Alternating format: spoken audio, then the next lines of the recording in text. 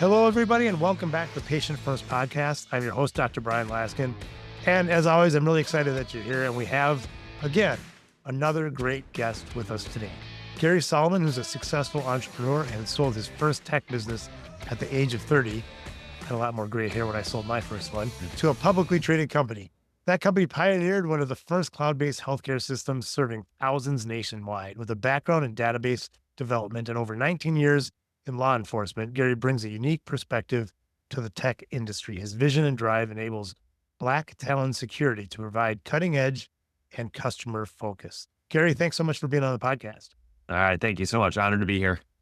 Yeah, it's very cool. I think you do have a really unique, the people who I've seen who are really doing neat things in the security space in dentistry do have this combination of either one person I know is in like FBI experience or law enforcement, and then bringing it together with much needed issue in dentistry, which is security. As there's been so much in the news, I don't even have to probably talk about it. But could you tell us about your background and how you got into the field of cybersecurity, specifically for dental practices? Yeah. So I've been in the dental technology space for almost 30 years. I started my career literally from the dorm room of my college, writing practice management software for the oral surgery market. My dad was an oral surgeon, and he came to me with a business need is, hey, there's just this general dentistry software out there. Why don't we build something for the OMS community? So one thing led to another. I was actually in school to become an oral surgeon. I ended up switching my major and going into the business and computer field. So Well, by my junior year of college, I was literally flying over all over the country, setting up practices with software. And that was Y2K, crazy times, in the late 90s. And the money was just pouring in. Like everyone had to switch their systems. So we couldn't even keep up with the work. Every month I was just hiring more people. And then I had this vision around the same time as Y2K was kicking off that maybe we can deploy this software on the internet. But it wasn't called cloud then, it was server-based computing. And we had a lot of experience with Citrix, and a lot of businesses still use Citrix today. And I went to my engineer, I'm like, hey, go set up a server. I'll give you money. Let's get a server up and running on the internet. And let's see if we can deploy this OMS software over the internet. And we went to some of our largest OMS practices. Some of them had 20 plus locations. They're like, hey, you guys want to try this? And they're like, yeah, we're in. Like, we're struggling to connect all these offices together. And it was an overwhelming success. And we also realized at that time, look, it's on the internet now. We have millions of patient records in these databases. We got to figure out how to protect these things. And we started implementing some very high-end security solutions from Cisco. And it was designed to detect cyber attacks and intrusions. And look, nothing like what we're dealing with today. About 6 months after we deployed the Cisco solution, it detected an attack and literally shut out thousands of OMS users across the country. And yeah, it was a little bit of a disaster at first, but it was a legit attack. They didn't actually get into the system. The Cisco technology worked. We reached out to the FBI and they're like, oh yeah, we just set up our security division like a few months ago. They sent up agents from New York, and then they ended up making an arrest on a guy out of Florida for an attempted intrusion into the network. So that was our first like real wake up call back in the year 2002 that this stuff's legit. Like you can't just pretend that you're going to be secure and hope that you're going to be secure, right? You have to have some really strong technology and people behind security in order to protect this data. So that's my background. I also have 20 years law enforcement experience here in New York, working part-time for a sheriff's department. So it's just more of a fun gig to go along with my CEO job, but I enjoy giving back to the community.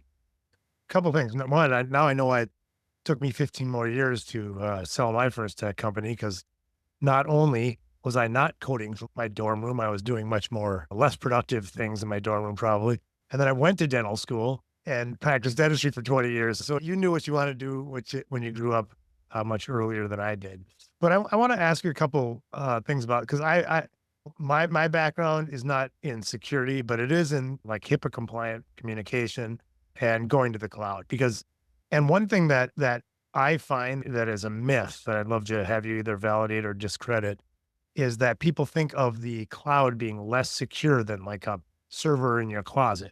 And because you hear about Sony getting hacked, and then you hear about recently dental, Henry Schein got hacked, and oh my gosh, so this cloud stuff is scary. And it's actually a lot less, you're a lot less secure when you're not using the right cloud platform. Would you agree with that?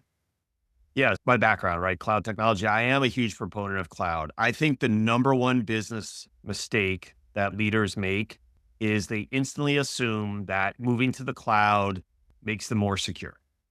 And you're obviously very focused on cloud. We know what the cloud is. It's a bunch of servers sitting in data centers connected to the internet, and they may have replication to other data centers across the world. But in the end, you're taking a server and you're connecting to the internet and you're having people connect to it. And the problem that I see is one of two things. One, that company that is providing that cloud technology back to the dental space, they're either doing a really good job at providing security, or two, they're telling people that they're HIPAA compliant and they're doing all these things. And then when you ask for the validation and the tests of these companies, because we do third party assessments of this cloud technology all the time for our larger clients, they're like, yeah, we haven't done a penetration test in the last 2 or 3 years. I'm like, guys, come on. Well, that data's stale after 3 months and you haven't done it in 2 years, but you have business leaders that just don't know what questions to ask, not their fault. I think the biggest failure for people using cloud is they don't secure their own infrastructure. So as a DSO or a dental practice, but you're connecting to this cloud technology, hackers gain access to your computers. And guess what? They use your computers to access the cloud. I see it all the time with these ransomware attacks, right? The DSO or the dental practice, oh, all our data's fine. It's in the cloud. Our cloud EMR practice management system provider said that there's no breach there. And then we start looking through the logs and be like, guys, you had the hackers install screen sharing apps on all your computers. They opened up the browser. They could have easily accessed your practice management and imaging software. And then we go back to the EMR provider and we're like, hey guys, can we look at the logs? And we're like, going back to the DSO, like, you guys work at 3 a.m. on a Saturday morning, and all of a sudden it's a disaster, right? The Yeah, hackers yeah, they use I the totally hear what you're saying. practices.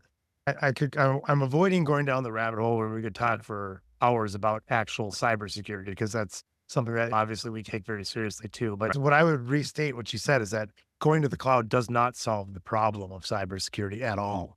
However, let's just call it what it is. The state of Mhm. technology of in dentistry is a pile of garbage. And when it comes to security, it's like a leaky bucket. So going to the cloud doesn't solve that problem, but staying off the cloud also doesn't solve the problem. In Right. fact, you have a whole host of other problems. Would you agree with that? 100% agreed. Yeah, for sure. It goes both ways. Yeah, because I think that people, just like you said, that people mistakenly think that going to the cloud solves the problem. Staying off the cloud, in my opinion, is creates even a bigger issue, which is we could go down through the physical theft and all. You're still Right. open to ransomware and like you're talking about pretty much everything you mentioned Everything. can still be done on a server that's sitting in your closet and probably easier. Absolutely. And we see it all the time. Hey, look, all technology has pros and cons. I am a firm believer in cloud technology. I think you need to look at the business use case and understand what works best for your organization. Some benefit from on-prem servers. I think a majority would benefit from cloud. Well, now I don't think we have to detail out the fact that dentists are prime targets for cyber attacks right now. I think every dentist probably knows or has been a victim of ransomware and other cyber attacks. Why do you think that dentists are such an attractive cyber attack victims? Yeah, if you look at the 20, and everyone can look this up. If you look at the 2023 FBI Internet Crime Report, this is put together by the FBI Department of Justice. And when you look at that report, the number one targeted sector in 2023, and I'd be willing to bet that will also be the case for 2024, is the healthcare space. And knowing the criminal mind, criminals follow the money, period. They're not going to hit targets like Dave's lawnmower shop and they're like, oh, I got a list of 200 people that bought lawnmowers this year, right? Not belittling Dave's lawnmower shop, but in concept. They hit a healthcare entity, i.e., a dental practice, and there's thousands, hundreds of thousands, or sometimes millions, depending on the size of the organization, millions of patient records in those organizations. And all of a sudden, they have a treasure trove of information that they know is highly confidential and highly valuable to the victim.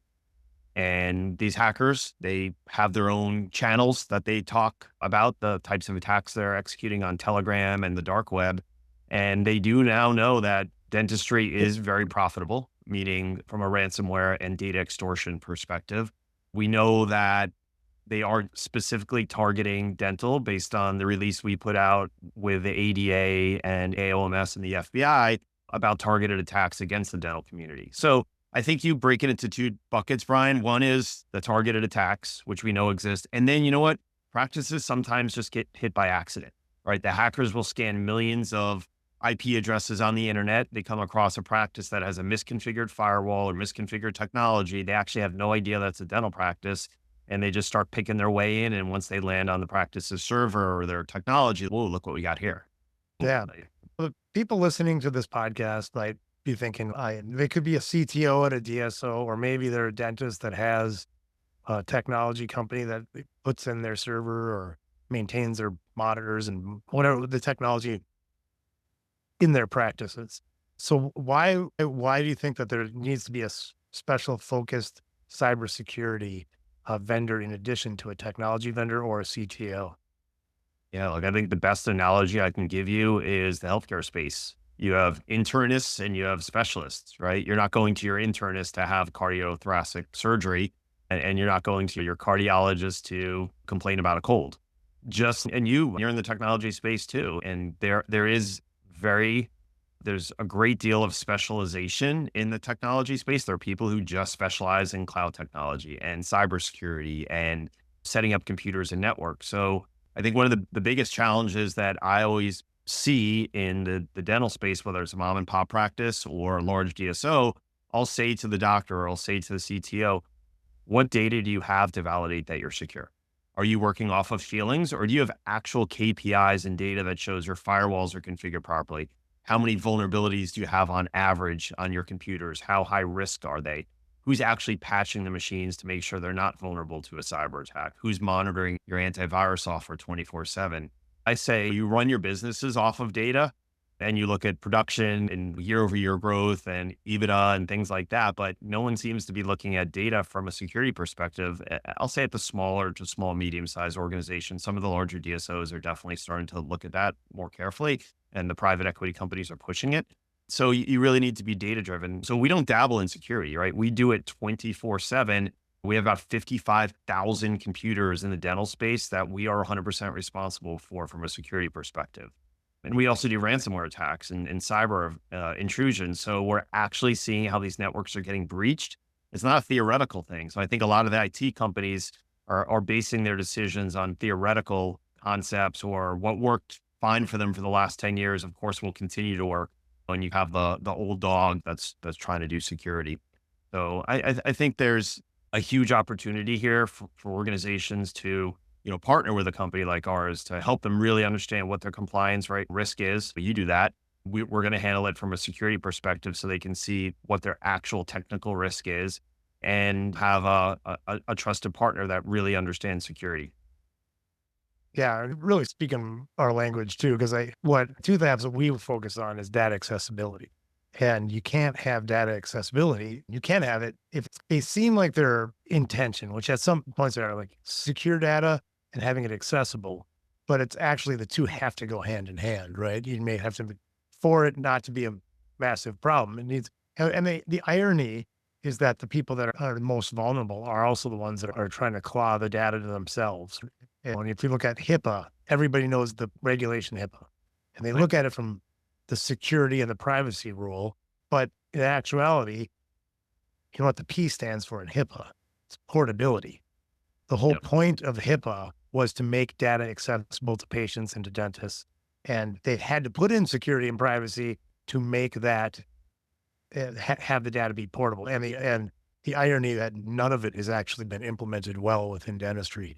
And so Or I anywhere. agree with you. Having somebody focused on the security piece makes all the sense in the world. And lastly, what for the dentists that are listening or for the DSOs that are listening, what's the one action step that you have them take that at the end of the day is going to improve their practices in cybersecurity?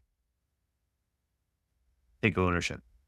I think so many organizations, regardless of the size, whether you're $750,000 a year practice or a $500 million a year DSO, the ownership is lacking, and they're just relying on someone typically outside of the organization to own that security piece or that compliance piece in your world. And then what happens is, God forbid, they have an event. all of a sudden they're like, oh my God, I thought this was all taken care of. Now I'm looking at a massive security event, fines, potentially legal and compliance issues and class action lawsuits. And you know what? Every executive says, I wish I had more visibility into this. Now I'm in a world of hurt. So I think that's something that I tell everyone. You have to be accountable. It's your business, it's your practice, it's under your leadership, and get a grasp of exactly what's going on in your organization from a security perspective. And you don't have to be technical, right? There's plenty of amazing tool sets. We have one that compiles all of the security data and repackages it in a way that a doctor or an executive can analyze and be like, all right, I'm in a really good place, or I got some major problems here. Great. Gary, thanks so much for being on the podcast. If people are listening and going, I want to get on top of this, where can they go to get more information about Black Talon? Sure. Yeah, you can hit us up on our website, Black Talon. It's Talon security.com. You can email me at gary@blacktalonsecurity.com. I'm an open book. Part of my world is educating and helping people understand what the risk is. So happy to answer any questions that anyone in your audience has. Thank you very much. It was great. Thank you.